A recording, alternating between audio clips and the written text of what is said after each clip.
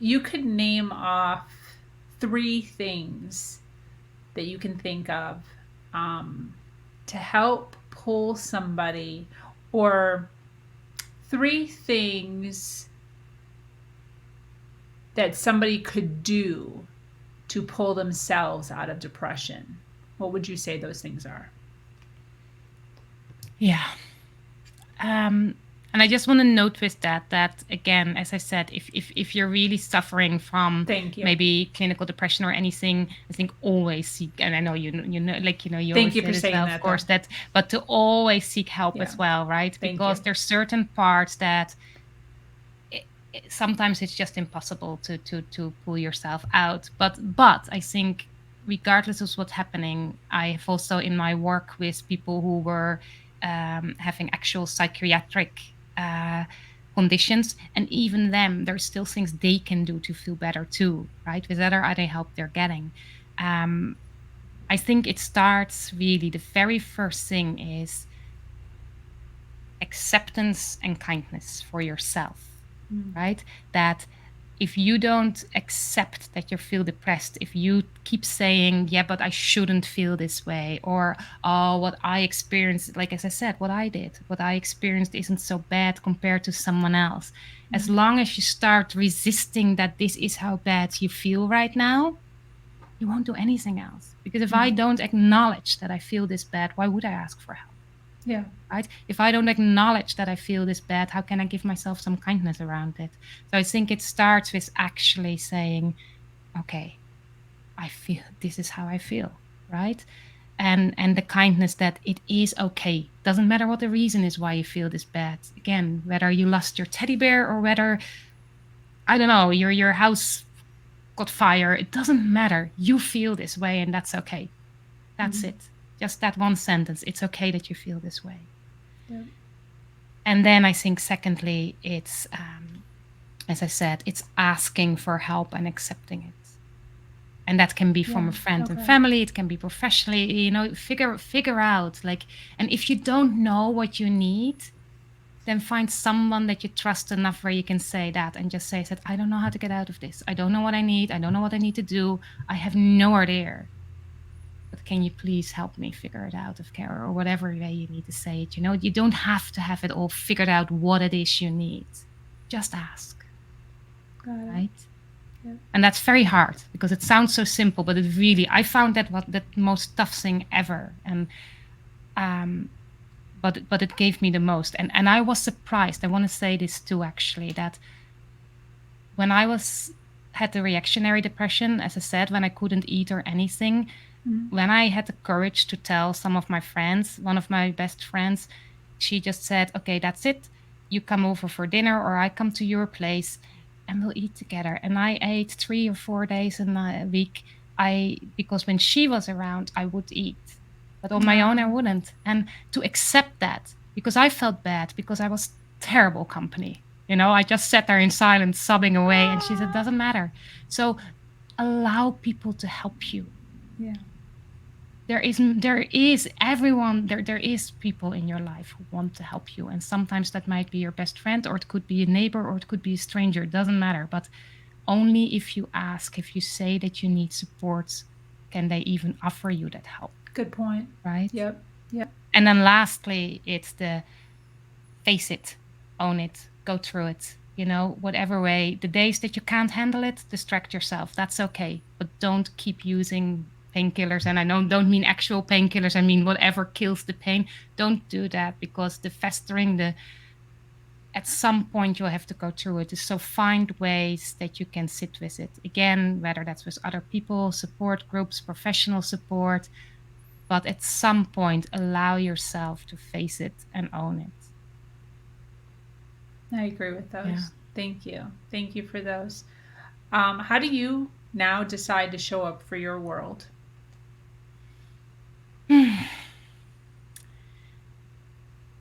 I think as best as I can. I'm not saying I always manage, but I try to show up as honestly and authentically as I can. Like even today, um, I think my most important I try to show up is to show that I'm not perfect. that even, as I said, I'm a coach, I'm a social worker, all these kind of things, that my life is far from perfect, and that's okay. So, um, and also that, um, I think for me, it's very important that to be as compassionate as I can. And to also, again, to show I'm not perfect. So I'm not always compassionate to everyone all the time. And then that's okay too. But yeah, I think compassion for me is an important thing. I think um, to be part of that, like feeling seen and heard, I also am like, what I have, my big aim is that I recognize that when someone says or does something, most of the time I will have a judgment about that, right? In an instant. But I can choose to not act upon that judgment. I can choose to then take a deep breath and actually be compassionate, be open, and listen to them. I don't have to agree with someone to be understanding or be compassionate, but it only works if I have the honesty with myself that I do often have a judgment in the first instant, right? Because my practice is being non-judgmental, but I think that's in the actual dealing with someone. But I think the honesty is so important. So I try to show up like that as well with people, to really um yeah, to really show them that, like, I have all these feelings too. Like, it's no there's no fairy tale of a, oh, just take these steps and then you'll be forever happy. Life is Yeah. messy. Life, you experience pain and sadness, but it can be also very enjoyable or enjoyable with all that. Yes, yes, absolutely. I uh, I would tend to agree with a lot of that, 100%. And I appreciate you showing us that there's still, it's not perfect. You're still, even in the journey, even in all of the education that you now have. There's never I shouldn't say never. There is times when there's doubt. There is time when there's still sadness. It doesn't matter. You said earlier in the podcast, going through um, react reactionary Reactionary depression. reactionary depression, and you're like, I knew all the things that I was supposed to be doing and nothing was working. And it's important to realize that as humans, that there's always going to be stuff that pops up, and the key is to navigating your way through that and not staying in it for longer than you have to. Yeah, and I I think, but love. also with that, I think, and I want to add to that, because I think that's was for me, like that. Um, don't stay longer than you have to, but also accept that if in this moment in time you don't know how to get out of it, it is okay too, right? That Absolutely. sometimes you just don't know what to do. So that sometimes it's not about what step can I take to get out of this, but it's more about taking, actually, in a way, a step back and say, okay, I don't know what to do. So what do I need to find the courage, the strength to either do it myself or to ask someone to help me to do it? And to realize that, again, as I said, if you're in a really bad situation, people often say, well, why would you stay in that? But Yeah. sometimes you really don't know. So then don't be hard on yourself. Don't be hard on yourself if you don't know today. Then take whatever step. And maybe it takes a week or a month or even a year before you actually are able to remove yourself from that situation. But do whatever you need to say, hey, this is how I feel. That's okay. I'm allowed to feel this way, whatever the reason is. But now what can I do about it? How will a person know? How do you know when you're done? Done with. I mean, how do you know when you're not playing into victimhood and you're actually done Ah, yeah. grieving? Um, I think it's not linear. Okay. Like, I mean, as I said, like before, like for instance, my reaction or depression, like I would have had 10 years in before that like, when I struggled in my early 20s, and then I'd done a lot of work, and I really felt I was dealing with life pretty well, and that I was coping with things and managed, and then that happened, and it just all fell apart in a way, right? And then it built up. So I think it's also important to see that, um, whatever work you're doing, like, you asked earlier about healing, about trauma. If a certain trauma happens to me, I may feel that that's healed, but that doesn't mean that I will never ever feel trauma again, or that I will never ever experience the same thing again, right? A lot of the time they often say in the journey as well, right? You keep coming in different situations. So I think with victimhood as well, um, if you practice being more self-aware and the self-acceptance, and if you have become pretty good at asking for help and accepting help and taking ownership, it doesn't mean that you manage all the time. As I said, I noticed, like, so I think for me, actually the most important thing to be able to um, not stay in that or fall into that is to practice really being conscious and aware in my life, so that when I sink into it, because it will happen again, I can guarantee that there will be many situations in my life where I notice and I go, oh, wait, there I'm going again. But the sooner I notice that, the sooner I can get out of it. So this comes back to that being open to actually also sit with those things you don't want to feel, either from yourself or from situations. So for me, I do this through my own personal practice. I practice meditation and other things. But for me, it really comes like this practice and awareness. And then when I hear myself say certain things, for me, it can be that if I notice that um, my partner does something and my main reaction to it is, well, and I go, oh, wait a minute, right? Because even if he does, maybe he gets, I don't know, he gets easily upset about appliances not working and then shouts at them, which is pointless in my opinion. But and this is the thing. So again, if I would tell someone, I could get sympathy and they say, oh yeah, that's just stupid of me. But if I notice my reaction to it, why am I upset about that? Okay. Why is that hurting me? Got it. Right? So if I'm sensitive, like, yes, I can ask him to take in consideration my sensitivity. But if I feel that someone does something to me, Yeah. it means that for some reason I'm not able to hold my space.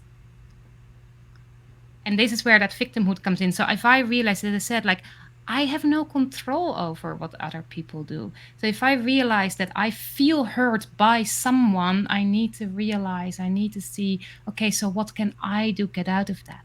And again, that doesn't mean I'm not asking other people. People often talk about boundaries, right? And they say, yeah, but surely someone should not do this and that. And I always say, you're totally right, right? I mean, if you see two kids playing and one hits the other, we think the kid should not hit the other. Yet, throughout life, we will all get hit physically or emotionally or mentally. We will get hit because not everyone acts according to how they should. So that it's so important to stay always aware of, okay, but what can I do? Because why? Like, would I make myself dependent on that another person won't do something? I have a choice. How do I deal with that? Right.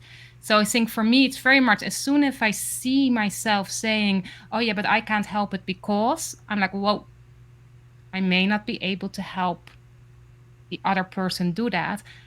But how do I want to deal with that? Absolutely.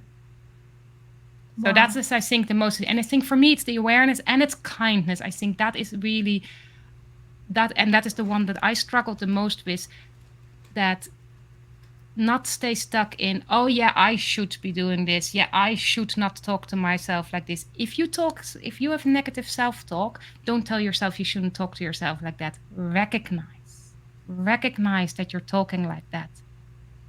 For me, I always see it, there's 3 steps. We get awareness, so we become aware of either our own feelings or what someone else is doing, or aware of universe, if you like. It doesn't matter, but you create awareness, and then we want to take action, right? We want to change it. But if you go from awareness and you become aware, for instance, if I notice that I have feelings of, I don't know, like, feelings that I um, judge as being negative, if I want to change them, then I'm constantly looking at myself as like, oh, I do it again. Oh, I'm being critical again. Oh, I'm doing this again. Whereas if I can first accept and say, hey, in this moment in time, Mm-hmm. I'm being self critical or being critical of others. And they go, no, no, no, but I'm always such a good person and I'm always so compassionate. So I don't do that. I don't judge. No, actually, you know what? In this moment in time, if I'm really honest, I am doing that. So I accept myself as being critical in this moment. Wow. But I do want to change it. So now, from that space of acceptance, of saying, hey, right now it's okay. This is happening. You're acting like this. You're feeling this. Now, what can I do about it? Then your actions become so much more compassionate to yourself as well. So I think that to me is the really big practice, and to recognize, I know for myself, I need mirrors, I need community, I need support, because sometimes I don't see it for myself Mm-hmm. or I don't want to see it. So I Mm-hmm. need to be able to say, okay, show me. And then I have days where I go, okay, but today I'm going to watch Netflix because today I don't want to deal with it. Oh, that's great. That's great. This has been amazing. Amazing. I so appreciate everything that you shared. I want to know, for myself and also for the audience listening either live or on the replay, what do you have going on, business wise, personal wise, as far as, the next 2 to 5 years? Yes, when I saw your questions, what are you going to do in the next 2 to 5 years? It's so funny. Gosh, it's 2 weeks ago or so now. My mom gave some books that she made notes in from when I was a kid, things I said, things I did. And when I was around 10 years old, she asked me, what do you want to do when you grow up? And I answered, how would I know that right now? Because I'm not grown up yet. So for my personal life, I mean, I don't have any big plans at the moment. There's no big changes coming. I mean, yeah, I would love to visit some friends in Australia, but and I'm hoping that that will happen in between now and 2 or 5 years times. But who knows at the Yes. moment? Yes. But I don't have anything. I don't know. There's nothing happening. So and I have learned to kind of go like I make plans, but also go with the flow and see and kind of go like, well, I don't know where I'm into 5 years time, so I'll see what I want then. Yes. Yes. But for business, you need to plan a bit better. So one of the big changes that has happened in my business from when I lived in Ireland and I did all kinds of holistic therapies is that I went more into a coaching role, but more like I see myself more as a guide than a coach. Like I prefer to, other people say they see me more like that. Um, and I've created in the last couple of years, I do both one-on-one work with people, but also I'm more and more going towards the community. And I ran a pilot earlier this year around embracing your life, embracing your essence. And from that, one of my students, he said, it's not really a program, it's a movement. And I got very humbled by that, but also realized how much I would really like to build it more. So now my main focus is to really support people who serve others or who care for others. At the Mm-hmm. moment, it's mainly people who work with other people professionally, but I've also some people who do it more in their personal life or who just feel that they want to contribute to a better world and want to care in one way or another for people or for the world for that matter. Mm-hmm. Um, but really, I'm in the process of kind of shifting it a little bit. At the moment, the membership consists of a monthly conscious conversation where we come together, we pick a topic. Last month was actually authenticity. Next month will be vulnerability, where we explore that topic and how that impacts in your life and where you're struggling with it and how you can practice it. Um, and then for people who want to go deeper, I organize guidance sessions where you get really more deeper coaching on really situations in your life where that is happening and more personalized practices as well of how for you personally, yeah, you can work with that. And also there's meditation and reflection sessions where we practice specific um, meditation, awareness practices that really help you in general with living more consciously, living more aware, but also to go through that process of awareness, acceptance, and action. I'm in the process of kind of building into, I want to find a way to really create a very supportive community, as I said, where people feel embraced, where people feel they can be heard, held, Mm-hmm. seen, between each other, but also with some guidance, because I do think it can be really hard to go through this process. So basically, conversations like we had now, in a way, is not happening as well for people. Um, but as I said, for me, for the next couple of months and years, it's really about building that and seeing in which way, what kind of model works best for people. So my vision is to have a bigger community where everyone can come together in these, as I said, conscious conversations, and then have smaller circles. And because I have a background in also working with people with dementia, people with disability, and other things, I know from my work with them the struggle that a lot of family carers and professionally carers, like in care homes and things like that, would have had. So I can envision that there may also become specific circles for, like, either for family carers or professionally carers, specific for coaches. But I also want to make sure that people connect together as well, because although I do think it's good to have people together who go through the same thing. At the same time, as I said, we all have a different experience, and sometimes we can really learn. And especially, for instance, for family carers and professional carers, sometimes to actually hear each other's stories, that they actually also open up and see, oh, you know, as a family member, for instance, that you realize, oh, wait, these people, although they get paid to look after this person, they actually care with their heart, and they also struggle. So it could also be a really good way, I think, for people to feel even more um, supported in their struggles.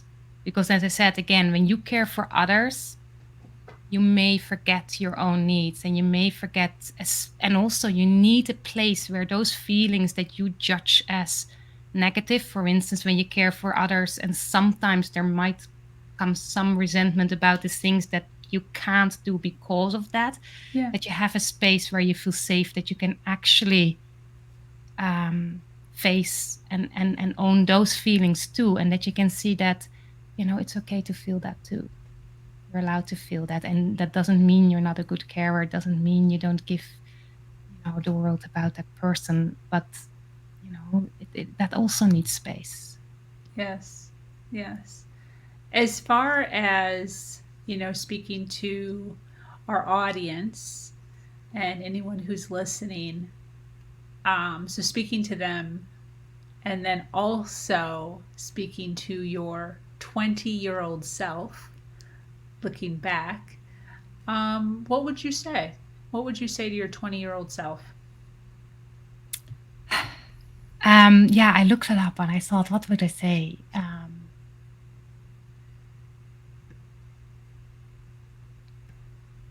I think the main thing I wrote it down because I think it was so important, that it said, um, you do not have to be perfect. You don't have to have it all figured out. Not for Yes. yourself, right? There is no end line. As I said, because I know when you do self healing, or when you do a healing journey, sometimes you think, when will I be there? And the first time I heard someone say, well, there is no there, your whole life is going to be a learning journey. First, I was like, oh my God, no. I want to get to the end. I want to, you know. But then I realized the beauty of that. So I think, when you realize um, that the journey is the gift in a way, but also you are the gift. As I Mm. said, you owning own um, your own journey, you doing this healing, whether it's for yourself or for others, that is the gift. You don't have to be perfect. I remember in one of the trainings I did, um, the coach, and healer, he said like there is this thing of like a wounded healer. And it's not just about, oh, I've gone through this so I can help you, but it's more that you, when you own your wounds and you Yeah. see, as I said, there's nothing to overcome or go through these, who you are right now includes all the good and the bad things and all the healing and all the pain and everything you've gone. So there is nothing to fix. This is who you are right now, whether that's when you're 20 or 30 or 40 or 50 or 100. Everything you are right now, that's your gift for yourself and for others. Beautiful. Absolutely beautiful. I loved everything that you shared today. I thank you so much for taking some time out of your day to sit down with me and to sit down for those that are with those who are listening. Do you have any closing thoughts? See, and here's my own imperfect self that I go, oh gosh, I hope I wasn't rambling on too much. So that's one thing I wanted No. to show people that, as I said, like, I love talking about this and I'm so appreciated of your questions and of holding this space. And yet there's still my own inner doubts as well, right? So I Thank you want to for show, opening up and sharing that. yeah, I think I want to say that. And for the rest, I just want to say I'm so grateful for you organizing like these talks, because I think, as you said, every story matters, right? Mhm. Every experience matters. So, um, yeah, I think it really is like, keep being you, whoever you are out there, just, and know that this is one thing. One last thought is maybe this, that realizing that you are you in relation to yourself, to others, the world, and you can change. You don't have to, right? You are good as you are, and yet you have all potential for growth. Absolutely. Absolutely. Well, thank you so much for coming on, like I said, and for taking some time. I almost feel like I'm going to rewatch this and take some notes because some of that stuff was just so good, and some of it I hadn't necessarily heard or heard in that way before. So I always appreciate a new perspective on life. So thank you for that. So I'm going to close up here. Thank you so much for joining us here on Her Version. If you have an amazing story to share of struggle to triumph, be sure to reach out to me here or at herversion.life. I am your host, Sabrina Victoria, and I am so grateful to be sharing a platform that allows people to share their truth and inspire others. Have an amazing day. Much love.